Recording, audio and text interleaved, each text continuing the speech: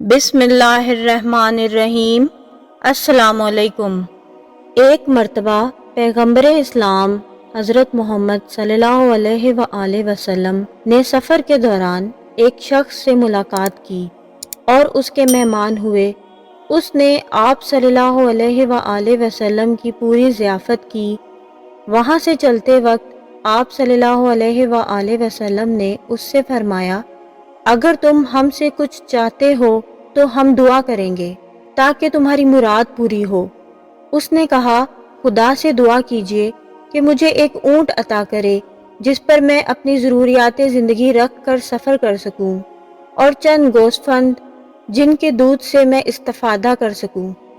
آپ صلی اللہ علیہ وآلہ وسلم نے اس کے لیے دعا کی، پھر اصحاب کی طرف متوجہ ہو کر فرمایا، کاش اس شخص کی ہمت بھی بنی اسرائیل کی بوڑھی عورت کی طرح بلند ہوتی۔ یہ ہم سے کہتا کہ اس کے لیے دنیا و آخرت کی نیکیاں خدا سے طلب کریں۔ اصحاب نے عرض کیا، بنی اسرائیل کی ضعیفہ کا کیا قصہ ہے؟ حضور صلی اللہ علیہ وآلہ وسلم نے فرمایا کہ جب جناب موسیٰ علیہ السلام نے بنی اسرائیل کے ساتھ مصر سے شام کی طرف جانا چاہا تو راستہ بھول گئے۔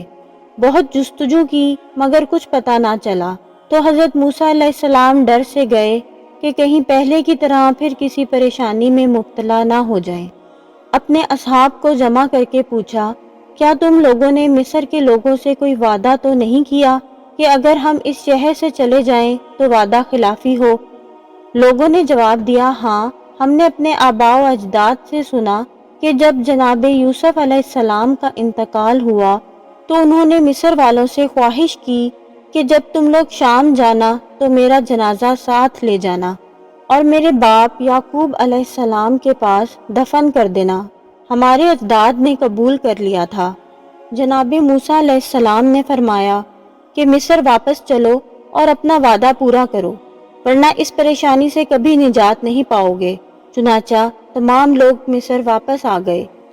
جناب موسیٰ علیہ السلام نے جس سے بھی قبر جناب یوسف علیہ السلام کے متعلق پوچھا، اس نے اطلاع نہ ہونے کا اظہار کیا۔ کسی نے بتایا کہ ایک بوڑھی عورت ہے، وہ کہتی ہے کہ میں جانتی ہوں یوسف علیہ السلام کی قبر کہاں ہے۔ جناب موسیٰ علیہ السلام نے اس عورت کو بلوایا۔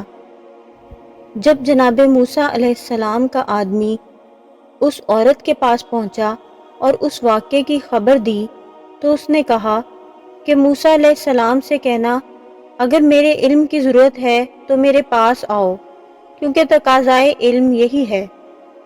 یہ پیغام جب جناب موسیٰ علیہ السلام کے پاس پہنچا تو اس کی تصدیق کی اور اس کی بلند ہمتی پر تعجب کیا۔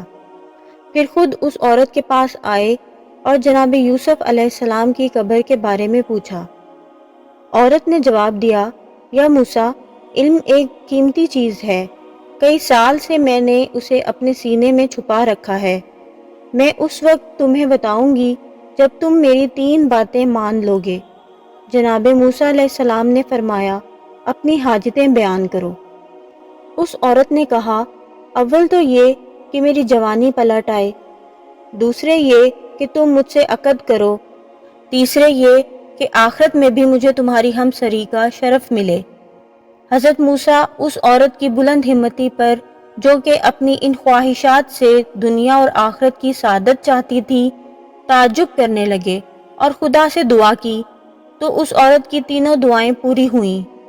اس وقت اس عورت نے جناب یوسف علیہ السلام کی قبر کے بارے میں یہ بتایا کہ جب جناب یوسف علیہ السلام کا انتقال ہو گیا تو مصریوں نے ان کی قبر کے بارے میں اختلاف کیا۔